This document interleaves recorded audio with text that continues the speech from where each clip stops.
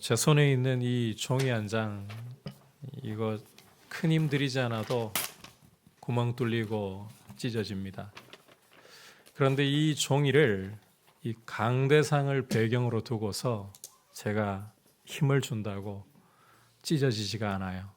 이 약했던 종이가 찢어지지 않습니다. 무리하게 이 종이를 구멍을 내려고 하면 오히려 제 손가락이 다칠 뿐입니다. 위대한 수학자이고 철학자이고 믿음의 사람이었던 블레즈 파스칼은 우리 인생을 가리켜서 연약한 갈대와 같다라고 표현했습니다.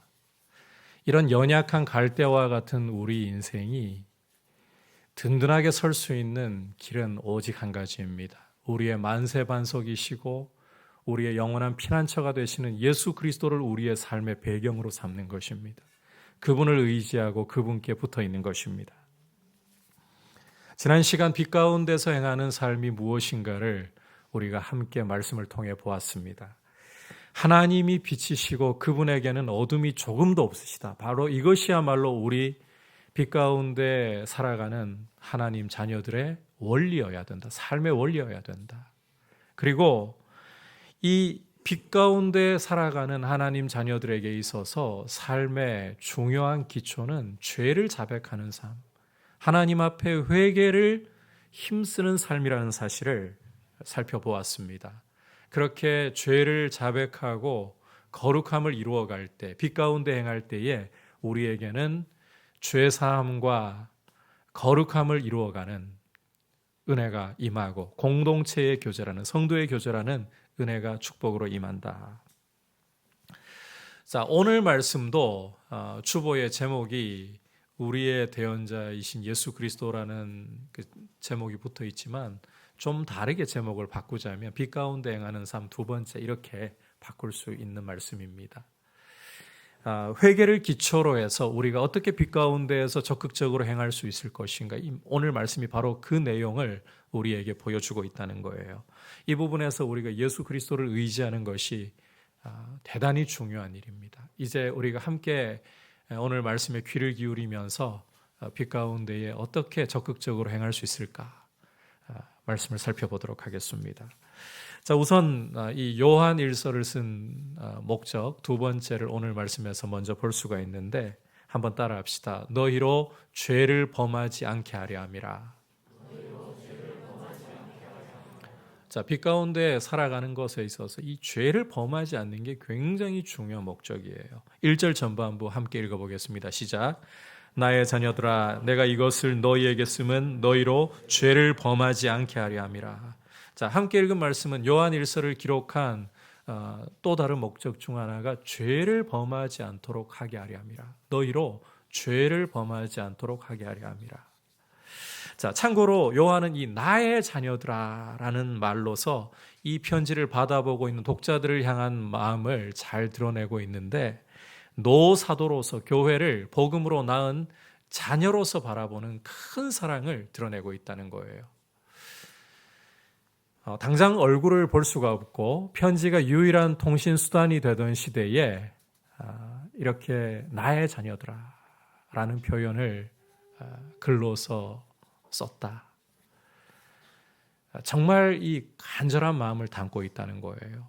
제가 저희 큰아이를 훈련소에 보내놓고 일주일에 한번 전화 통화할 수 있는 것이 고작이다 보니까 그 외에는 전혀 얼굴을 볼 수도 통화를 할 수도 없고, 그래서 이 편지를 저도 안 쓰다가 써봤는데 정말 간절해지더라고요. 표현 하나하나가 간절해질 수밖에 없어요. 그래서 이 심정이 어떠한 것인지, 나의 자녀들아, 이 표현 속에 교회를 향한 애정을 얼마나 크게 담고 있는지를 조금이나마 엿볼 수 있는 것 같아요.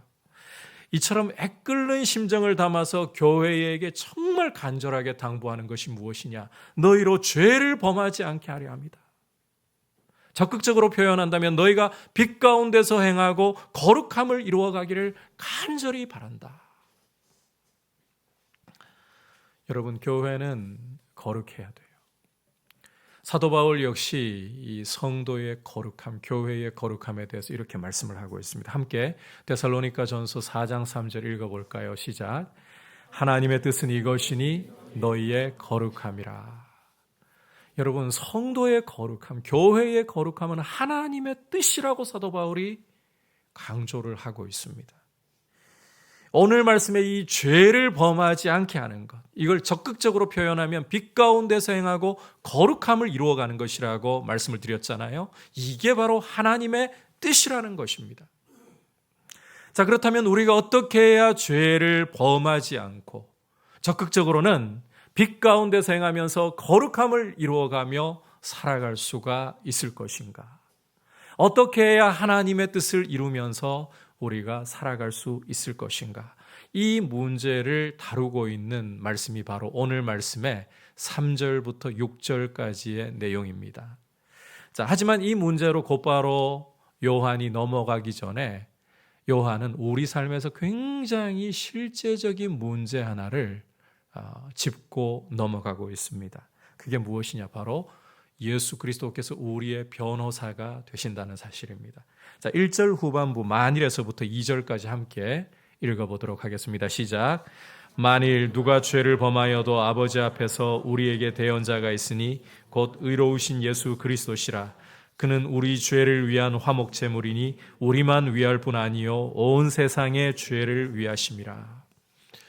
우리가 아무리 빛 가운데 살고 거룩함을 이루어 가려고 해도 이 죄악 세상에 발을 딛고 사는 한 여러분, 우리 발에는 죄악의 먼지가 달라붙을 수밖에 없습니다. 죄 안 지을 수 없다는 이야기예요. 앞서 요한일서 1장에서 뭐라고 요한이 말씀을 했습니까? 우리가 죄가 없다 하면 거짓말을 하는 것이고 우리 안에 진리가 있지 않은 것이고 한 걸음 더 나아가 하나님을 거짓말쟁이로 만드는 것이라고 말씀을 했잖아요. 이 빛 가운데 행하는 삶의 기초를 죄를 자백하는 것이라고 강조했던 분이 바로 사도 요한입니다. 그러니까 이 죄악 세상 가운데서 우리가 아무리 거룩하게 살려고 아무리 빛 가운데에서 거룩함을 이루려고 몸부림을 치고 또 몸부림을 친다 해도 죄악에 우리의 발이 빠질 수밖에 없는 것이 우리의 인생의 형편이다. 요한은 이런 우리 인생의 모습을 너무나도 잘 알고 있고 그래서 1장 후반부에서 말씀하던 내용을 오늘도 계속해서 이어서 2장에서 다루고 있는 거예요. 그러니까 이 함께 읽은 2장 1절 후반부에서 2절까지는 1장 9절과 더불어서 우리가 우리 죄를 자백할 때 하나님이 우리를 용서하시고 우리를 모든 불의에서 깨끗하게 하실 수 있는 근거가 무엇인가를 다시 한번 강조해서 보여주는 말씀이라는 거예요. 우리가 우리 죄를 자백할 때 하나님이 우리 죄를 용서하시고 우리를 모든 불의에서 깨끗하게 하실 수 있는 근거가 무엇인가? 그게 1장 후반부에서 2절까지 다루고 있는 내용이라는 거예요. 여러분, 앞서 1장 9절을 여러분들에게 말씀드리면서 우리의 눈물의 양이나 우리의 고통의 양이나 우리의 땀방울의 양이 우리를 죄사함 받도록 하는 근거가 될 수 있다 없다? 없다라고 살펴보았죠.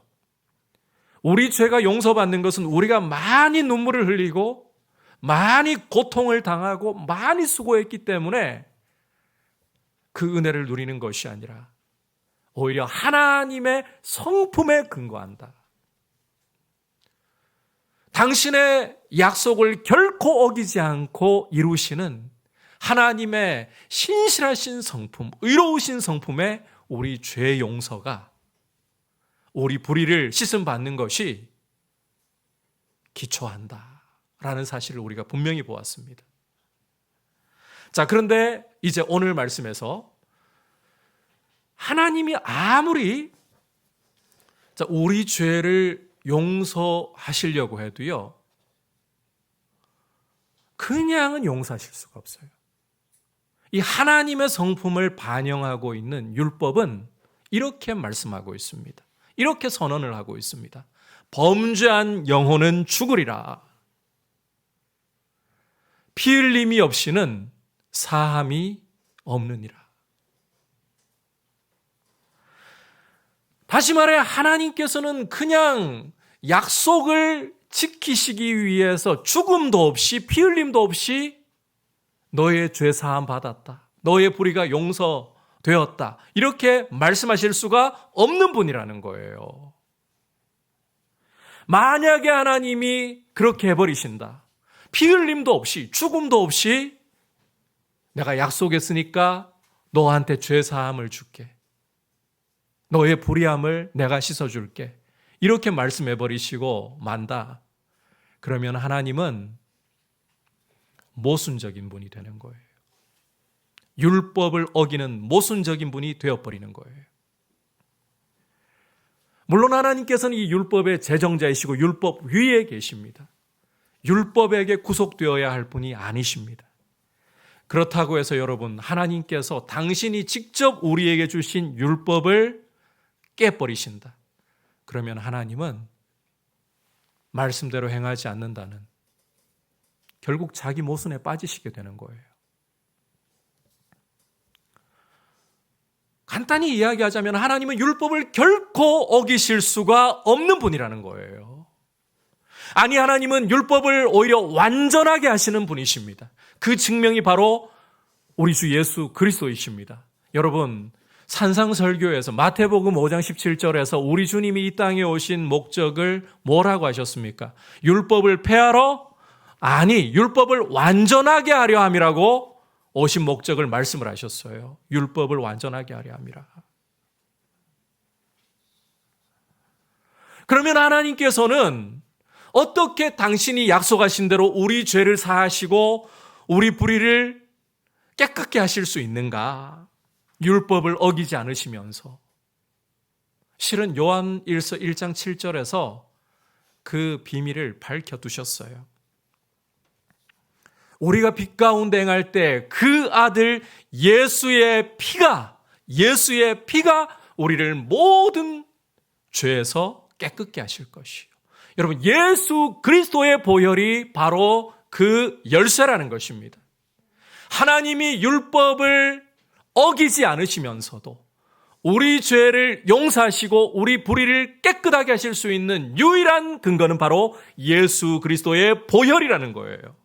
오늘 말씀 2절에서도 이 사실을 잘 보여주고 있습니다. 2절을 다시 보시면 그는 우리 죄를 위한 화목 제물이니 우리만 위할 뿐 아니요 온 세상의 죄를 위하심이라 라고 말씀을 하고 있잖아요. 예수 그리스도께서 이 땅에 오셔서 우리를 위한 화목 제물이 되셨습니다. 예수 그리스도께서 이 땅에 우리의 자리에 오셔서 우리의 모든 죄짐을 그 몸으로 짊어지셨고 우리 대신 십자가에 달려 나무에 달려 하나님으로부터 죄에 대한 저주와 심판을 당하셨습니다. 그리고 그의 십자가의 죽으심으로 그 피를 흘려 우리 죄에 대한 값을 남김없이 다 지불하셨습니다. 다 이루었다. 다 지불하셨어요. 이처럼 예수 그리스도께서 우리 죄에 대한 값을 남기지 않고 지불하셨으므로 율법이 요구하는 대로 피 흘림이 없으면 사함이 없느니라 그 요구를 이루셨으므로 이제 하나님은 우리가 우리 죄를 자백할 때에 약속대로 죄 사하시고 우리를 모든 불의에서 깨끗하게 하실 수가 있으신 거예요. 그리스도의 피 때문에. 여러분, 아무리 전능하신 하나님이시라도 할 수 없는 것이 없으신 분이시라도 하나님은 그냥 말로만 우리 죄를 용서하실 수가 없습니다. 당신이 주신 율법을 깨뜨리실 수가 없으십니다. 따라서 하나님은 우리에게 자기의 독생자를 아끼지 않고 화목제물로 내어주셔서 그리스도께서 우리 죄를 짊어지시고 십자가에 달려 우리 대신 저주를 당하심으로 그 피로 우리의 모든 죄값을 치르시고 우리를 죄사함 받도록 우리 모든 불의가 깨끗게 될 수 있도록 길을 열어주신 거예요. 여러분, 예수 그리스도의 피가 우리 죄 사함의 유일한 길이고 예수 그리스도의 피가 우리를 모든 불의에서 깨끗게 하는 유일한 길이 됨을 믿으시기를 바랍니다.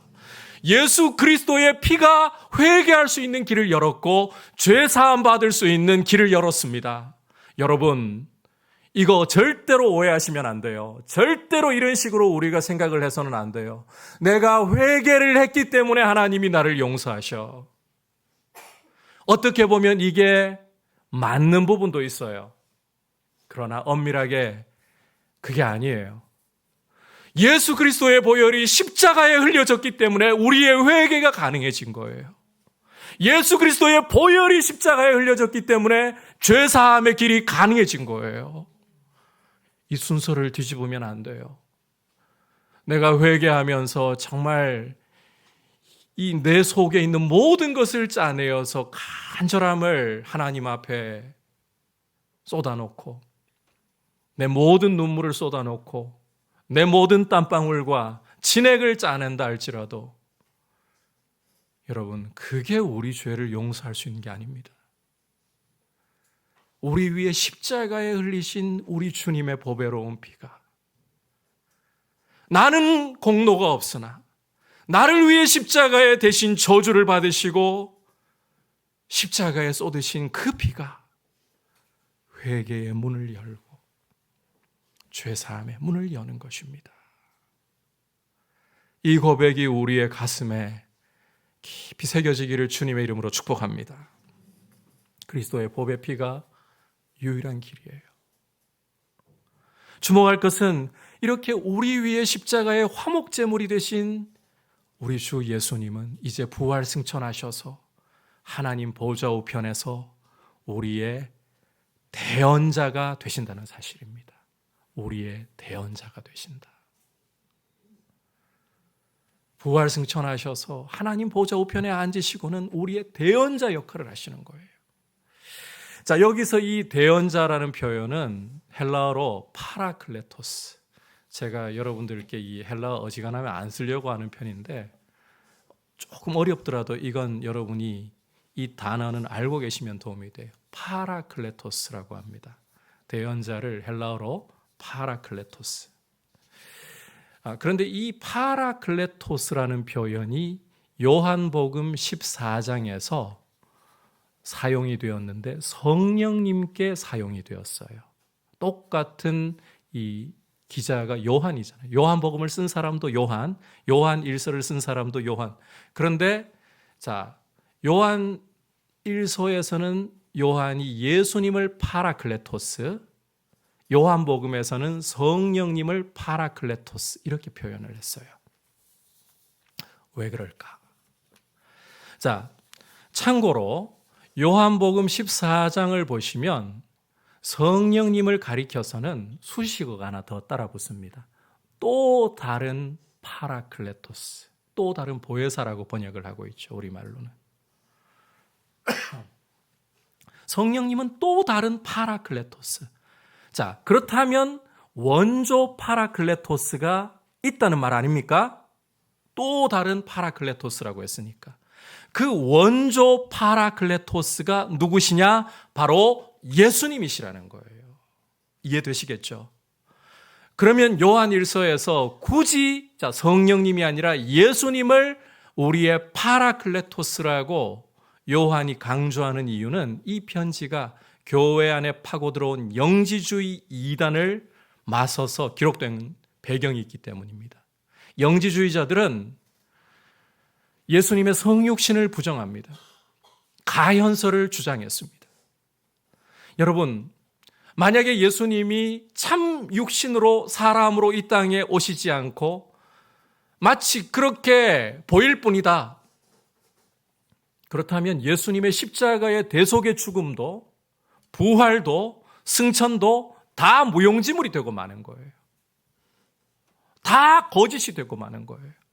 따라서 요한은 이 예수님의 인성을 부정하는 영지주의에 맞서서 성령님이 파라클레토스이심에도 불구하고 예수님이 파라클레토스 되심을 더욱더 강조함으로 예수님의 십자가와 부활과 승천이야말로 우리 구원을 이루는 유일한 길이 된다는 것을 일부러 강조하는 겁니다.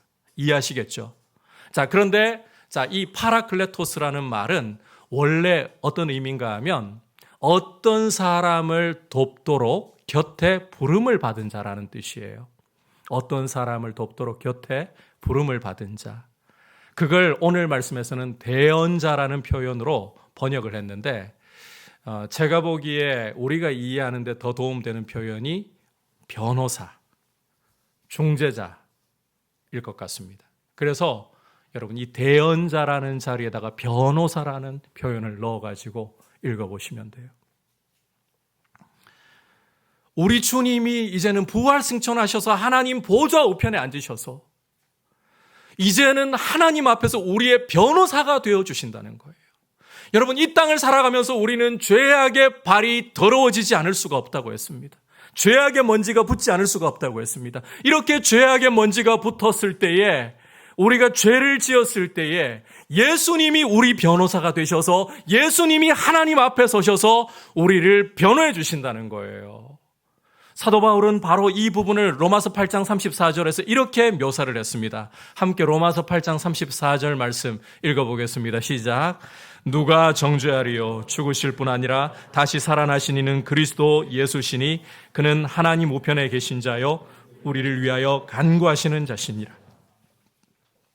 하나님 보좌 우편에 앉아 계시는 예수 그리스도께서는 우리를 위해 간구하십니다. 이게 오늘 요한 1서의 표현으로 이야기하자면 하나님 앞에서 우리를 변호해 주신다는 거예요. 변호사가 되셔서 변호해 주신다.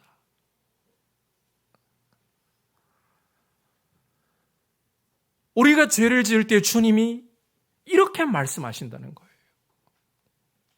아버지여, 이 아무개는 내가 위하여 십자가에 피를 흘린 사람입니다. 아버지여, 박창규는 내가 십자가에서 위하여 피를 흘린 사람입니다. 아버지여, 이 용주는 내가 십자가에서 위하여 피를 쏟은 사람입니다. 주님이 이렇게 우리를 변호해 주신다는 거예요. 바로 이것 때문에 우리가 죄를 자백할 때 죄사함 받는 거예요. 모든 불의에서 깨끗함을 입는 거예요. 절대 우리의 회개가 뛰어나서가 아닙니다. 여러분, 이번에 이 부분 좀 못 받고 가셨으면 좋겠어요. 여러분이 죄 짓고 회개하려고 할 때 어떤 때는 여러분 마음이 너무 건조할 때 있어요. 눈물조차 나지 않아요. 말도 제대로 안 나올 때가 종종 있어요. 뭐라고 하나님 앞에 내 자신을 정말 마귀의 고소는 둘째치고 내가 검사로서 내 자신을 좀 주님 앞에 적나라하게 고소하면서 내 죄를 철저히 밝히면서 뼛속까지 회개하고 싶은데 말도 잘 안 돼요. 그럴 때가 종종 많아요. 그럴지라도 여러분, 주님 앞에 죄에서 돌이켜 주님께로 돌아가고 싶다라는 마음을 여러분 중심에 가지고 죄를 버리려고 하잖아요. 우리의 간절함, 우리의 언어의 화려함, 우리의 눈물, 우리의 수고가 우리를 하나님 앞에서 가려주는 게 아니에요. 예수 그리스도께서 우리의 변호사가 되셔서 우리의 모든 죄를 당신의 피를 아버지 앞에 내보이시며 이 피가 이 사람을 위하여, 이 아이를 위하여 흘려졌습니다. 여러분, 그 피만을 의지할 수 있기를 축복합니다. 하나님 아버지의 의로우시고 신실하신 성품만을 의지할 수 있기를 축복합니다. 예수 그리스도의 피만이 우리 죄사함의 유일한 길입니다. 자, 이제 마지막으로 요한은 이 사실을 우리에게 굉장히 중요하게 알려준 다음에 그러면 이제 어떻게 빛 가운데 적극적으로 행하면서 거룩함을 이루어갈 것인가 실제적으로 이야기하기 시작합니다. 3절부터 6절 함께 읽어보겠습니다. 시작. 우리가 그의 계명을 지키면 이로써 우리가 그를 아는 줄로 알 것이요 그를 아노라 하고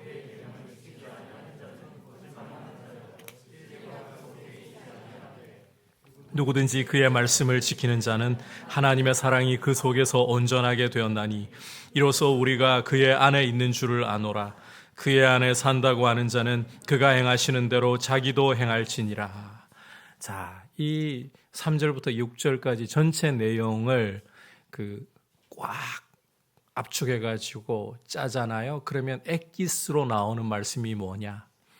그의 계명, 즉 그리스도의 말씀을 지킨다라는 표현이 나와요.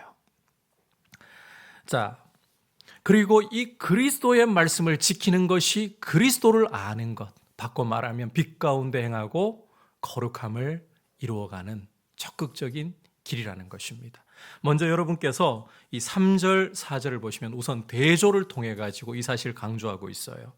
자, 그리스도의 말씀을 지키는 것은 그리스도를 아는 표라고, 반대로 4절 보시면 그리스도를 안다고 하면서 그리스도의 계명을 지키지 않으면 거짓말쟁이고 진리가 그 속에 있지 않다라고. 자, 그러면서 그리스도를 아는 삶이야말로 말씀 지키는 데 있다. 이거 강조하죠. 이제 5절, 6절을 보시면 반복과 부연 설명을 통해 가지고 이 사실을 또 강조하고 있어요. 누구든지 그리스도의 말씀을 지키는 자는 하나님의 사랑이 그 속에 온전하게 되었고 이로써 우리가 그리스도 안에 있는 줄을 안다. 그리고 6절에서는 그리스도 안에 산다고 하는 자는 그리스도께서 행하시는 대로 자기도 행해야 한다. 제가 지금 여러분들에게 복잡하게 이 말씀의 구조까지 설명하면서 이야기했지만 간단하게 이야기하면 이 3절부터 6절까지 꽉 짜보면 그리스도의 말씀을 지키는 것이 그리스도를 아는 삶이고 빛 가운데 거룩함을 이루어가는 적극적인 삶의 모습이다. 이 이야기를 간단하게 할 수 있는 거예요. 여러분, 간혹 영적으로 높은 경지에 이를 수 있는 비결을 알려준다고 하면서 나만 이 비밀을 안다고 하면서 사람들을 자기에게 끌려고 하는 사람들을 볼 때가 있습니다. 제가 단언하건대 그런 사람들 사기꾼들이고 가짜들입니다. 성경은 영적으로 성장하고 성숙하고 주님이 기뻐하시는 고상한 삶을 살 수 있는 비결을 결코 누구에게도, 성도 누구에게도 감추지 않습니다.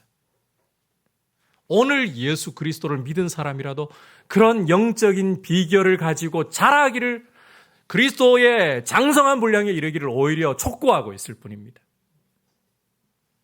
그런데 내가 마치 영적으로 남들이 모르는 신령한 비밀을 알고 이건 나 혼자만 알고 있는 비밀인 것처럼 신비주의로 자기를 감싸고 자기를 높이면서 사람들을 끌어모으려고 한다. 사기꾼들입니다. 성경이 우리에게 공개하고 있는 진정으로 그리스도를 알고 그리스도를 닮아가는 신령한 비결은 간단해요. 그리스도의 말씀을 지키는 것이라고 간단하게 설명하고 있어요. 여러분, 마태복음 7장 21절부터 23절까지를 보시면 우리 주님은 당신의 이름으로 예언을 한다고 해서 당신의 이름으로 귀신을 쫓아내고 당신의 이름으로 능력을 많이 행한다고 해서 그 사람을 안다라고 말씀하시지 않습니다. 오히려 불법을 행하는 자들아, 내가 너희를 도무지 알지 못한다. 내게서 떠나가라. 그러니까 이 예언을 한다고 해서, 예수님의 이름으로 예언을 한다고 해서 은사가 많이 나타나고 귀신이 쫓겨나간다고 해서 여러분 거기에 다 속으시면 안 된다는 거예요. 저는 여러분들에게요, 예수님의 이름으로 예언하고 귀신을 쫓아내고 권능을 행하는 것에 대해서 부정적으로 생각하라는 뜻이 아닙니다.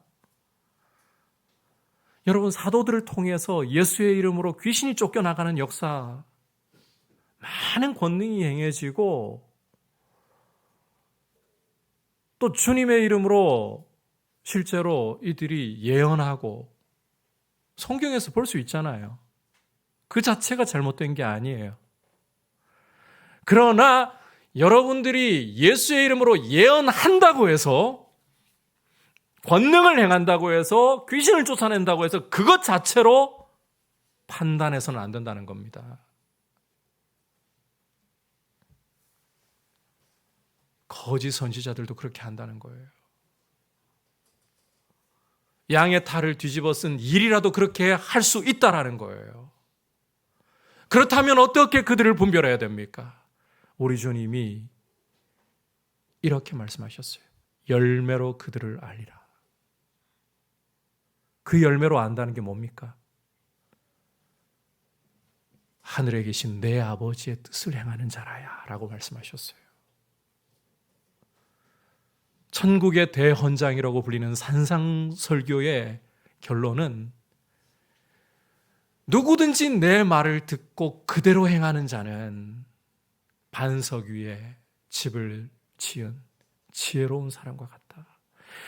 주님의 말씀대로 하늘 아버지의 뜻대로 행하는 것이야말로 진정으로 하나님의 자녀된 표이고 하나님의 가족된 표이고 하나님의 은혜 가운데 빛 가운데 살고 있는 거룩함을 이루어가는 중요한 표지라는 것입니다. 여러분, 여기에서 벗어나면 안 돼요. 열매로 그들을 알리라.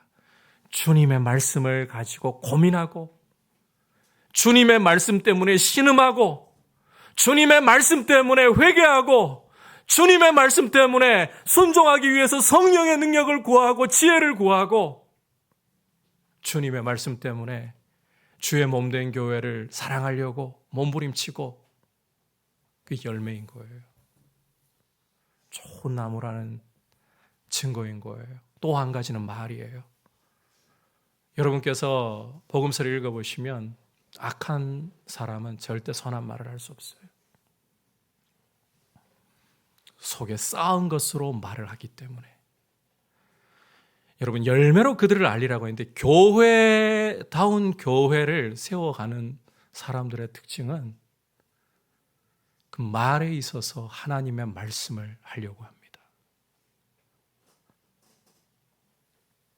뒤에서 음침하게 비방하고 교회를 욕하고 하나님이 세우신 권위자들을 비방하는, 자기 마음에 안 들면 그렇게 하는 사람들은 단언하는데, 그 사람이 거듭난 사람이라면요, 회개하고 정신 차려야 돼요. 그런 사람들의 이야기를 들을 때 여러분 동조하시면 안 돼요. 다윗이 귀신 들려서 미쳐버린 권위자인 사울을 대할 때 어떻게 했습니까? 자기가 판단하고 자기가 손을 대어 죽이려고 했습니까? 죽일 기회가 와도 옷자락 자르면서도 마음이 찔려가지고요, 하나님이 손보신다, 그런 태도 가지잖아요. 이 말을 오해하지 마십시오. 여러분, 목회자가 말씀대로 안 가면 여러분 비판적인 태도를 가지고 있어야 돼요. 성경적이지 않으면 여러분, 목사님 그거 잘못되었습니다라고 말할 수 있어야 돼요. 그런데 쓸데없이 함부로 말을 하고 비방을 하고 교회가 자기 마음에 안 드는 모습이라고, 여러분, 교회가 어떻게 완전할 수 있어요? 지상의 교회는 하나님이 주신 강점 가지고 가는 거예요. 각 교회마다. 사랑함 없이 비방하고, 그런 사람들은 예수를 믿는 사람 중에 그렇다면 여러분, 그러지 말라고, 주님 앞에서 정신 차리라고, 회개하시라고 권해야 돼요. 말 안 들으면 이 부분을 마태복음 18장 보면 교회에게 이야기하고, 교회의 권위에 순종하지도 않으면 이방인처럼 여기를 치리하라고 했어요. 여러분, 이런 부분에서 동조해가지고 서로 말 섞고 믿음이 무너지고, 이게 참 악한 겁니다. 말이 그 사람 보여줘요. 말이.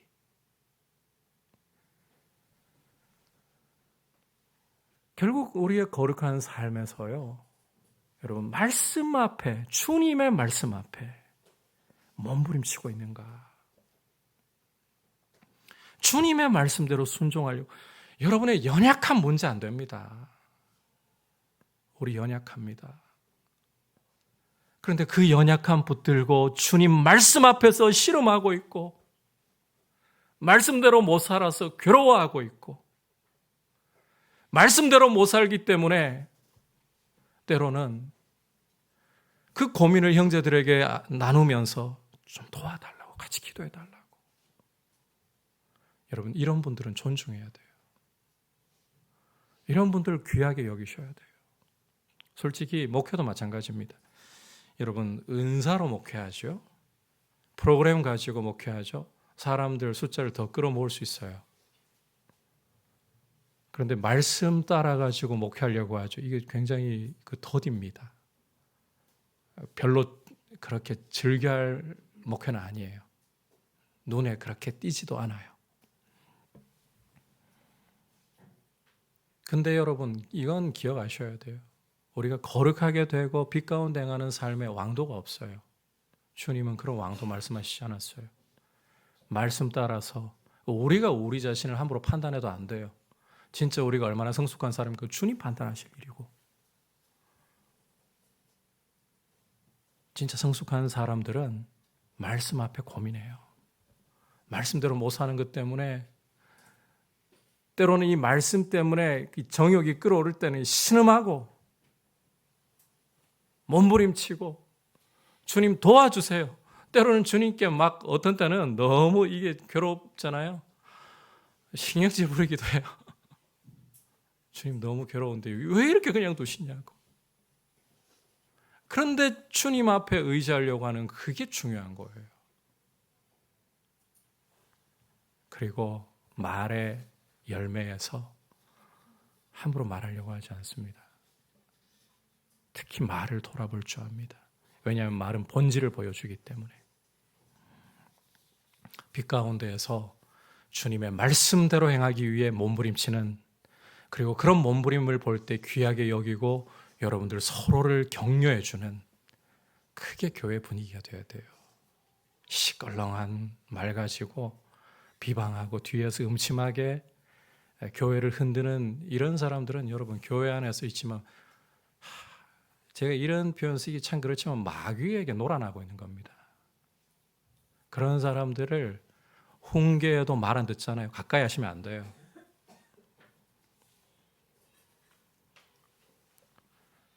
이동원 목사님이, 여러분 그 이동원 목사님 그 한국의 대표적인 강해 설교자로 잘 알고 계시죠?